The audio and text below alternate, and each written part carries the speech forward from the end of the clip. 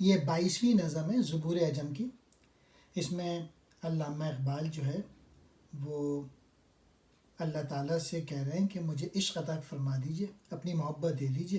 پھر وہ یہ کہہ رہے ہیں کہ میں آپ کو دیکھنا چاہتا ہوں لیکن میرے اندر اتنی ہمت بھی نہیں ہے کہ میں دیکھ سکوں. پھر وہ مزید کہتے ہیں کہ اے میرے محبوب، میں آپ کو تلاش کر رہا ہوں یا اپنے آپ کو تلاش کر رہا ہوں یہ تو مجھے نہیں معلوم ہے.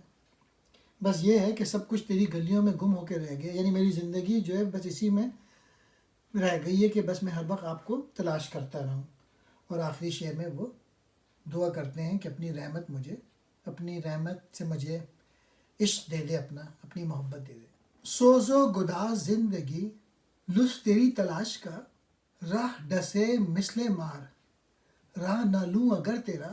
کھول کے سینہ جبرائیل گزرا تھا اہل شوق سے، تاکہ تیری تلاش کی آگ دے ایک شرر گرا.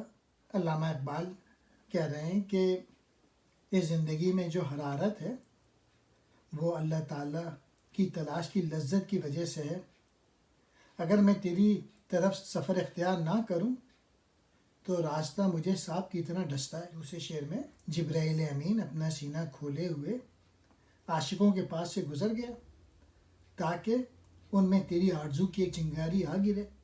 جلوے کی آرزو میں چاک کروں حجاب کو، رخ کو تیرے چھپا بھی دے میری نگاہ نار سا. میں جو کروں تیری تلاش یا کروں اپنی ہی تلاش، عقل و دل و نگاہ سب کوچے میں تیرے کھو گیا. تیرے چمن میں ہوگا قطرہ شبنم ایک تو بخشم نہ ہو تیرے جو سے کچھ غنچے کا دل مگر ہو واہ. پھر اقبال کہہ رہے ہیں کہ اللہ تعالیٰ حسرت دیدار بھی ہے لیکن نگاہوں میں تاب نظارہ بھی نہیں رکھتا. اللہ تعالیٰ میں تجھے دیکھنے کی تمنا بھی رکھتا ہوں لیکن تیرے جلووں کی تاب لانے کی ہمت نہیں رکھتا. کہہ رہے ہیں کہ میں جو کروں تیری تلاش، یعنی میں اس بات سے بے خبر ہوں کہ میں تیری تلاش میں ہوں یا میں خود کو تلاش کرنے جا رہا ہوں، کیونکہ میری عقل، میرا دل اور میری نظر سب کچھ تیری گلیوں میں گم ہو کر رہ گیا. اور آخری شعر میں